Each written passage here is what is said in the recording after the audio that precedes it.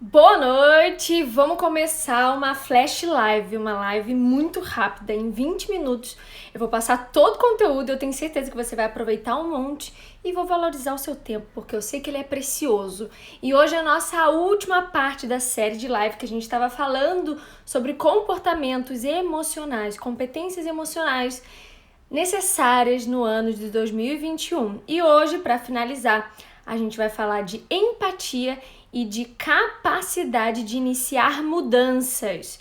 Embora pareça que esses assuntos não tenham nada a ver, na verdade, tudo que se refere a competências emocionais, eles sempre vão estar interligados. Por isso que, mesmo que pareça diferente, não se preocupe que em algum momento eles vão se cruzar.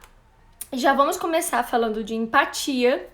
E eu tenho certeza que quando falo de empatia, geralmente as pessoas pensam em pessoas que entendem o que as outras sentem, ou que sentem o que as outras pessoas estão sentindo, pessoas que se compadecem uma das outras, né? Geralmente é essa ideia que vem na cabeça quando se fala de empatia. Mas, na verdade, a empatia é um grupo de 5 comportamentos emocionais. Então, a empatia não é só entender o que o outro está sentindo, compreender as dicas emocionais das outras pessoas, mas a empatia vai envolver várias características e eu vou explicar todas elas agora.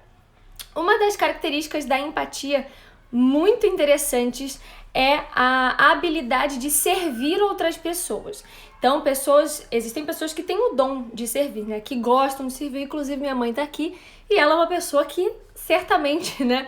Quem conhece sabe que ela ama servir as pessoas e isso faz parte da empatia. Então, pessoas com uma alta capacidade de serviço, que gostam de servir, elas tendem sim a ter uma empatia muito grande, né, em termos gerais, porque como eu falei, uma competência ela está ligada à outra. Então, se você tem algo muito forte, você tende a ter as outras muito fortes também.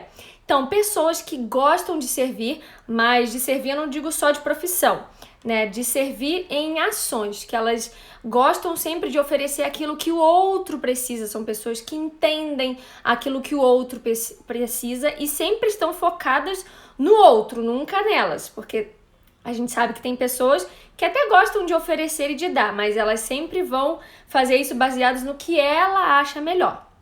Mas da empatia não, a pessoa ela sempre vai pensar no que o outro vai preferir, no que o outro tem a necessidade. Uma outra característica muito interessante da empatia é a capacidade de desenvolver pessoas. Então, profissionais de RH, coaches, psicólogos, enfim, líderes, são pessoas que vão ter esse grupo da empatia bem desenvolvido, porque elas vão saber sempre o que falar diante de uma situação. Então, se a pessoa cometeu algum erro, se ela está em desvio de conduta ou se ela foi ofensiva, quem tem a empatia desenvolvida, ela sabe comunicar. Ela não chega brigando, ela não chega ofendendo, ela não vai criticar, deixar a pessoa para baixo. Ela vai sempre falar de uma forma com que o outro se sinta melhor. Isso também é empatia, que a gente chama de competência de desenvolver pessoas. Uma outra característica muito interessante dentro da empatia é a capacidade de lidar com pessoas diferentes. E essa aqui é sempre muito polêmica, porque as pessoas tendem a ter muita dificuldade. O que é lidar com pessoas diferentes? Pessoas que pensam diferente de você, que opinam diferente de você, que escolhem coisas diferentes de você, que foram criadas de forma diferente de você, que você pensa A, ela pensa B, o teu time é um e ele é o time oposto, sabe? Aquelas pessoas que são muito divergentes, se vestem diferentes, se comportam, falam, se comunicam muito, muito diferentes. Então, também faz parte da empatia saber lidar com esse tipo de pessoas. Dentro da inteligência emocional, a gente chama isso de alavancar diversidade. Então, são pessoas que têm capacidade de lidar com pessoas muito diferentes delas e, inclusive, valorizar isso. Elas veem isso como uma vantagem, ter num grupo, seja no ambiente de trabalho ou até mesmo, né, em roda de amigos, enfim, ela gosta e procura ter pessoas diferentes dela por perto. Porque para ela é importante essa diversidade, ela vê o valor do diferente. E eu sei que isso é bem... Dentro da empatia é uma das mais difíceis de ver pessoas com essa capacidade bem desenvolvida naturalmente. Não é aquela pessoa que respeita o outro, é aquela pessoa que gosta de ter gente diferente junto dela. Isso também compõe empatia. Tanto é que quando a gente faz uma análise, quando a gente faz um mapeamento emocional, quando a gente vai avaliar essa parte, quando a pessoa tem essa parte da alavancar a diversidade muito baixa, quando ela não gosta, quando ela não lida bem, a nota de empatia dela baixa. Ou seja, a empatia não é só um grupo bem desenvolvido, é ter todos o mais bem desenvolvido possível. E essa alavancar a diversidade é uma delas e é bem polêmica. A quarta característica muito interessante da empatia é a percepção de grupo. Isso também as pessoas não têm muita noção de que tem a ver com empatia. O que seria isso? Eu gosto de chamar de ter noção. Sabe quando você chega num grupo que você percebe se as pessoas estão animadas, se elas estão felizes, se elas estão te recebendo bem, se elas estão te recebendo mal, se você percebe assim que elas estão indo todas numa opinião e você pensa diferente, e aí você não fala para não causar desconforto, né, para não causar nenhum tipo de briga. Esse tipo de percepção se chama me fugiu o nome, é percepção política, é o nome na inteligência emocional, se chama percepção política. É você ler correntes emocionais em grupos. Então, quando você chega num lugar, você sabe quem é o líder daquele grupo, você consegue perceber quem é que influencia mais, você sabe se você pode falar ou não, se você vai se sentir à vontade ou não. Tem pessoas que não têm noção, né? Que chega, fala o que quer, não tá nem aí, sai largando os pensamentos dela, vira as costas e não se importa. Isso também faz parte da empatia. Você ter noção e saber ler, né, o clima, né, a temperatura daquele local, justamente para você saber como se comportar, como falar, como agir, como reagir e assim sempre manter um clima pacífico onde você está. Isso também faz parte da empatia. E por último, né, como todo mundo já tem a ideia inicial, é compreender pessoas. Então, são pessoas que têm facilidade de perceber, de ler dicas emocionais. Então, empatia não é sentir a dor do outro, isso aí é sensibilidade. Empatia é a capacidade de ler dicas emocionais, quando a gente está falando de compreender as outras pessoas.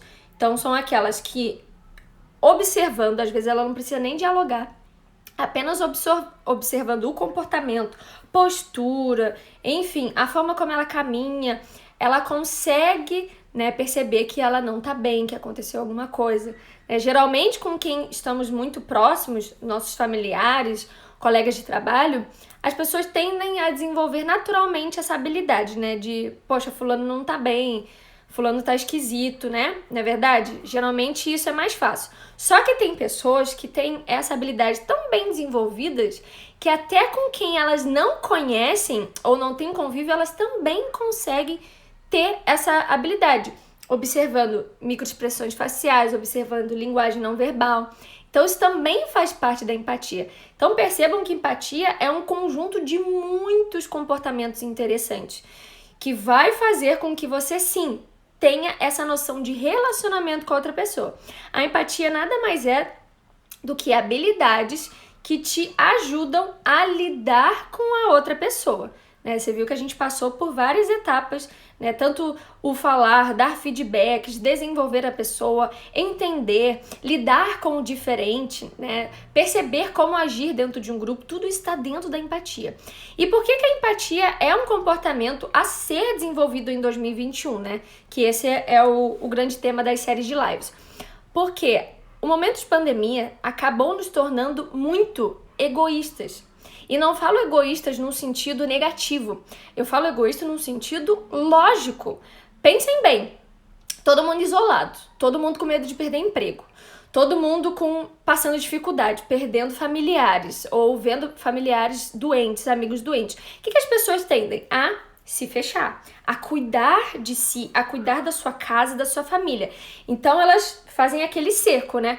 Olha, se tiver que sei lá, ajudar uma pessoa que eu não conheço, ajudar uma família, meu familiar, eu vou ajudar quem? O meu familiar. Não é verdade? A gente não tende no momento de crise, isso não é por causa da pandemia, é todo cenário de crise faz com que a gente se feche, então a gente acaba se tornando egoístas, nesse sentido de pensar em si, no meu ciclo, né, em quem tá perto de mim, e depois, se sobrar, se der tempo, se for possível, aí eu olho pro outro. Então a gente passou quase que um ano vivendo nessa bolha, cada um por si, Deus por todos, né? Basicamente assim. Me diz aí, dá um joinha ou fala se é verdade, se isso tá fazendo sentido, se isso não aconteceu contigo. Não foi que você se fechou totalmente, que você tava pensando, meu Deus, será que eu vou ter dinheiro para pagar as minhas contas? Será que eu vou perder o meu emprego? Será que a minha empresa vai me manter? Será que a minha família vai ficar bem? Será que eu preciso procurar uma farmácia para comprar, fazer um estoque, sei lá, para aumentar a imunidade, né? Que deu de tudo, né? Aumentar a imunidade, vermífugo, protocolo, né? Todo mundo tava procurando coisas para si. Dificilmente alguém, claro que a gente vê empresas, enfim, tomando iniciativas para ajudar, né, outras pessoas, mas no primeiro baque todo mundo, bum, se fechou. Então, a gente acabou se acostumando a pensar sempre em nós primeiro, e isso já é uma tendência natural do ser humano. E o que aconteceu é que agora que nós estamos, né, voltando para a sociedade, voltando à convivência, a gente perdeu um pouco dessa habilidade de olhar para o outro, de tentar entender o outro, de se tirar do centro do discurso e começar a olhar para o outro. Então a empatia se faz, assim, eu não vou dizer que é a mais importante, mas ela se mostra, assim, prioritária. Se você tiver, né, essa percepção de que, cara, onde eu tô, no meu trabalho, né, na minha família, eu preciso, entendeu? Olhar um pouco mais pro outro, de repente falar com aqueles amigos que você simplesmente, né, passou o ano todo e na correria esqueceu, aquelas pessoas que você tinha convívio e parou de conviver. Então a empatia vai te ajudar a se reposicionar na sociedade de forma saudável, porque teve tantas pessoas que ficaram muito acostumadas com isolamento, a ficar literalmente sozinhas, que agora elas estão com dificuldade de se reinserir, elas ainda estão com medo, elas ainda estão com aquele pensamento de que o sozinho é melhor. E nós fomos criados para o coletivo, somos seres sociáveis. E a gente sabe que pessoas precisam de pessoas.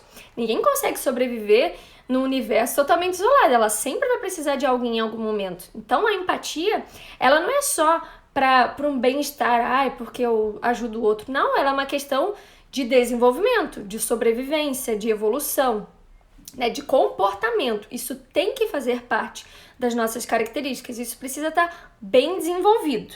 Então vamos lá, vamos correr que eu só tenho agora 10 minutos. Então assim, uma forma de desenvolver empatia, tá? Existem várias técnicas, várias ferramentas, né? Inclusive no último vídeo que eu fiz, eu expliquei um pouco de como comunicar com empatia. Então, uma coisa assim, uma frase pra você, né? Foi até a Gabi que fez a pergunta, ela tá aqui. Uma frase pra você ter na sua mente que vai te ajudar muito a desenvolver empatia é a primeira regra de ouro da Dale Carnegie, que é: não critique, não julgue e não condene. Não critique, não julgue e não condene. Se você conseguir deixar essa frase clara na tua cabeça, você sempre vai, em determinadas situações, quando você lidar com diferente, quando você vê uma pessoa que tá esquisita e você, né, vê aquele pensamento automático de julgamento, ou quando você tiver numa situação que você vê que outra pessoa está precisando de algo que você acha que é uma coisa, mas você vê que ela precisa de outra, tudo isso faz a gente produzir julgamentos automáticos, não é verdade? Ou a gente critica, tipo, ai, que frescura, ou ai, meu Deus, pra que isso? Sabe, essas reações que a gente tem, tudo isso não é empático. Então, essa frasezinha da regra de ouro de Dale Carnegie, apesar de ser tão simples, ela é muito eficaz. Porque se você ela tem clara na tua cabeça, toda vez que você se deparar numa situação com outra pessoa que vai gerar aquele julgamento interno, mesmo que seja lá na mente, não critique, não julgue e não condene. Então você consegue parar de alimentar aquele pensamento. E você vai começar a tentar enxergar pela ótica do outro, que é um dos princípios da empatia, você trocar de lugar. Quando você vê uma pessoa que fala muito diferente de você, eu não sou do Rio Grande do Sul, né? Eu sou do Rio de Janeiro. E às vezes a gente vê as pessoas com um pouco de preconceito. Agora até que não, mas quando a gente chegou aqui há muito tempo, 2006, as pessoas ficavam um pouco assim, tipo, é porque vocês são diferentes, porque lá é diferente. Toda hora que a gente falava alguma coisa, é porque lá é diferente. Esse lidar com o diferente faz parte da empatia.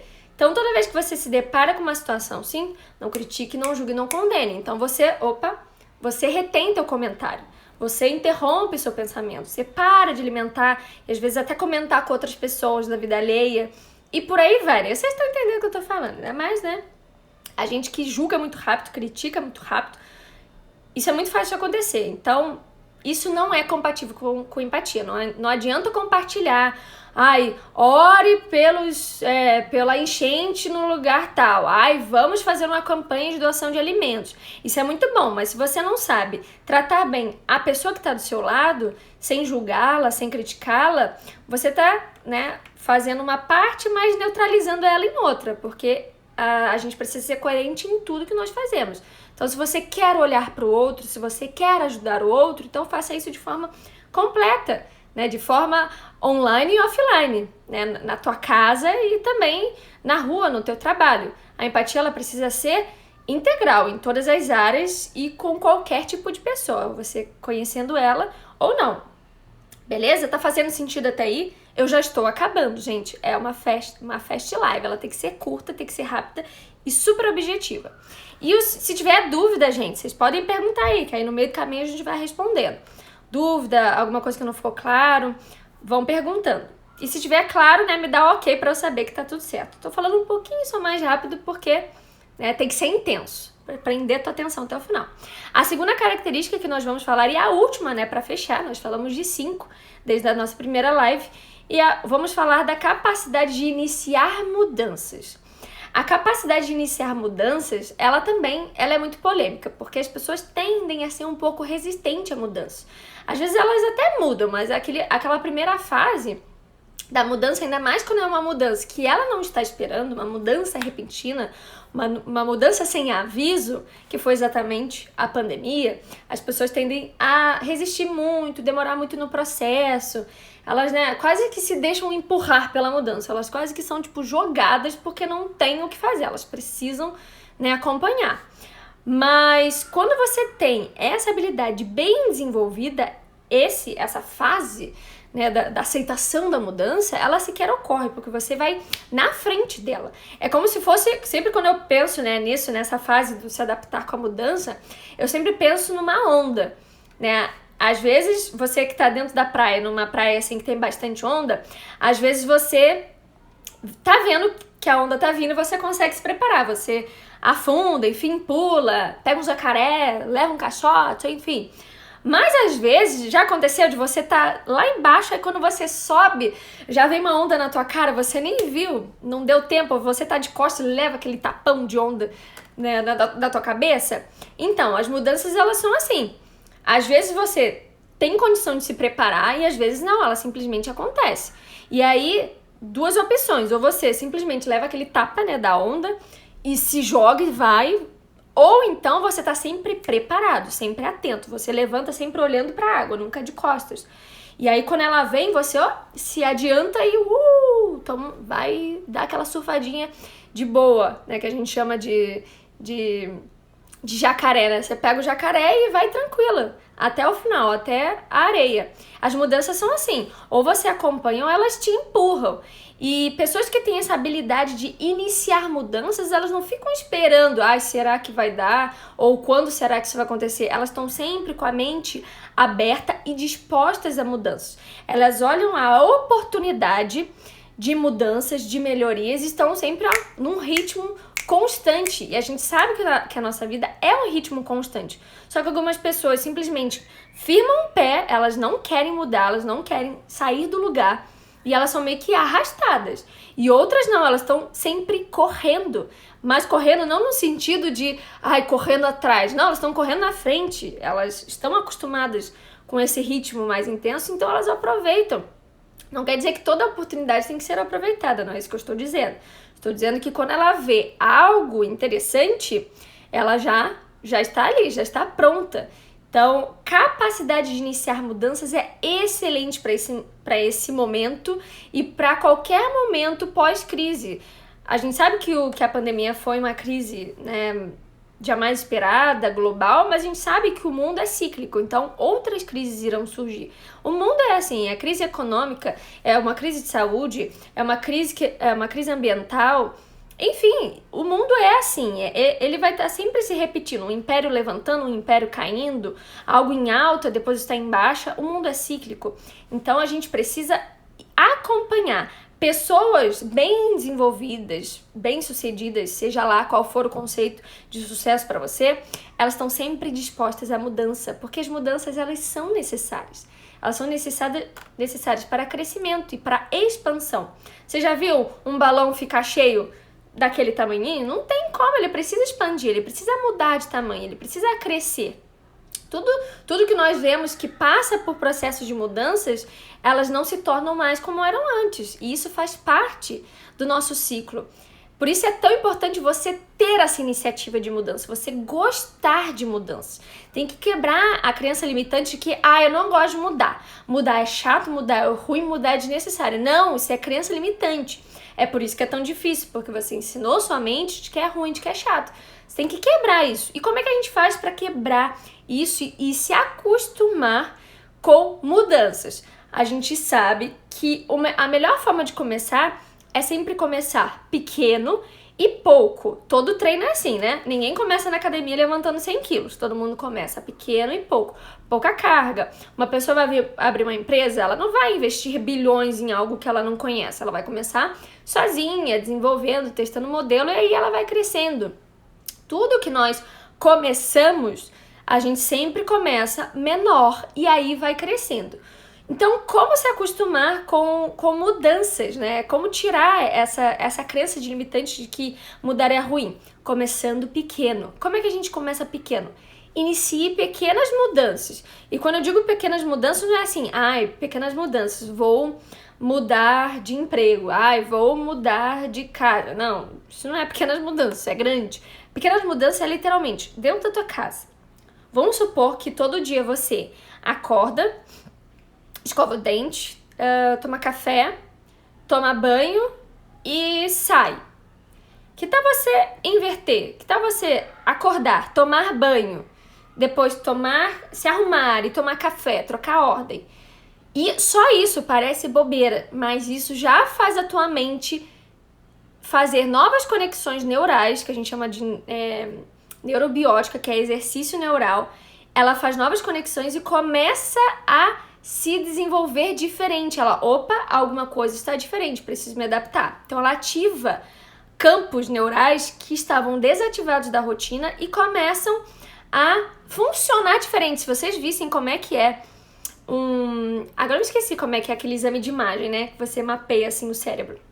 Se vocês vissem como é um cérebro dentro da rotina e como é um cérebro adotando um novo hábito, é impressionante as áreas ativadas. Isso é muito legal.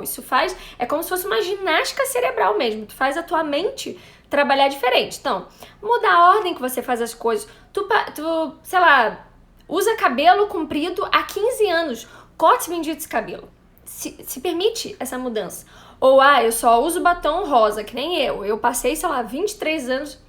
23 não, acho que uns 20, 21 anos só usando batom rosa.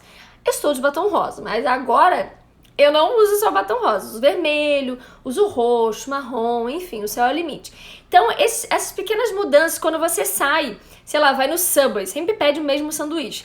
Tenta um diferente, se acostuma a experimentar novos sabores. Você sempre em casa bebe suco de laranja, faz um suco diferente. Vocês estão entendendo? Coisas pequenas, isso faz a sua mente se acostumar com mudanças. Ele já está apto a sempre mudar alguma coisa. Não é meter o louco, amanhã eu vou mudar tudo. Não é isso. Vai mudando aos poucos, vai vivendo, experimentando, vivenciando a mudança. Isso vai te ajudar a, quando tiver mudanças grandes, a tua mente ela já está pré-preparada. Ainda que sejam mudanças pequenas, mas as conexões neurais, gente, elas são as mesmas.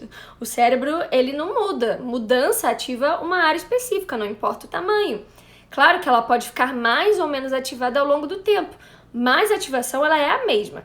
E aí, se você está acostumado com pequenas mudanças, quando forem as grandes, vai ser mais fácil.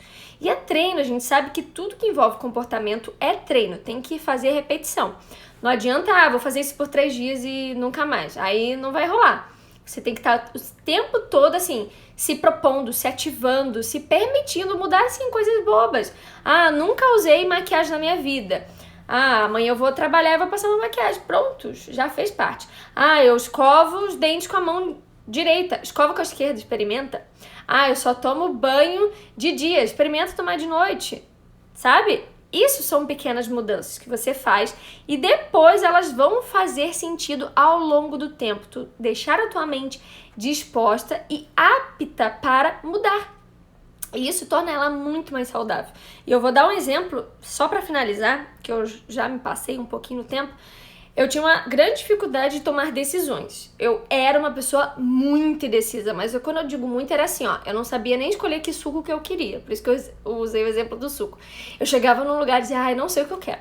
Ai, qualquer um. Pedia para as pessoas escolherem por mim, ou quando alguém tinha um grupo assim, ai, decidam vocês. Nunca dava minha opinião, porque, assim, filme na Netflix era 40 minutos só escolhendo, no final eu não escolhia nada porque eu dormia de tanto tempo que eu passei tentando escolher algum filme. Então, eu era assim.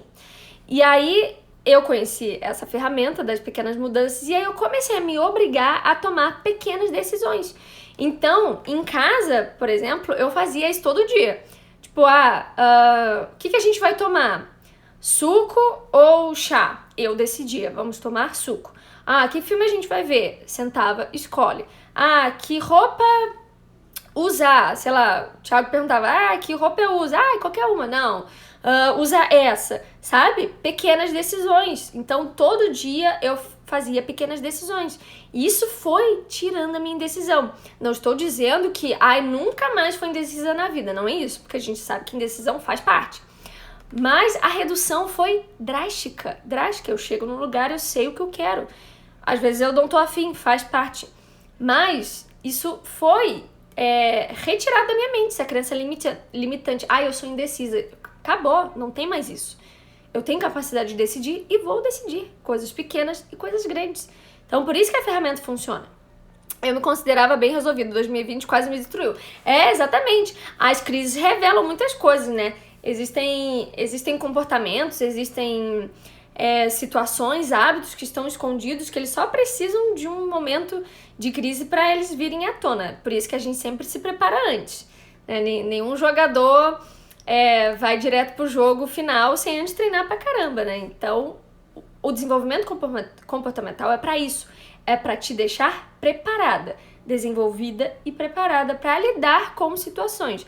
Gerência de emoções é o quê? Estar pronta para quando as emoções se manifestarem, você lidar da melhor maneira possível. Por isso que tudo é treino, tudo é ferramenta, tudo é disposição. Tá bom, gente? Então, acho que não teve dúvida aqui, tá ótimo, que bom. E é isso aí, terminamos a nossa live, espero que vocês tenham gostado, tenham aproveitado. E se tiver alguma dúvida que não deu tempo de perguntar, me chama no direct, tá bom? Beijo pra vocês e vamos se desenvolver esse ano, hein? E eu tô aí contigo. Beijos!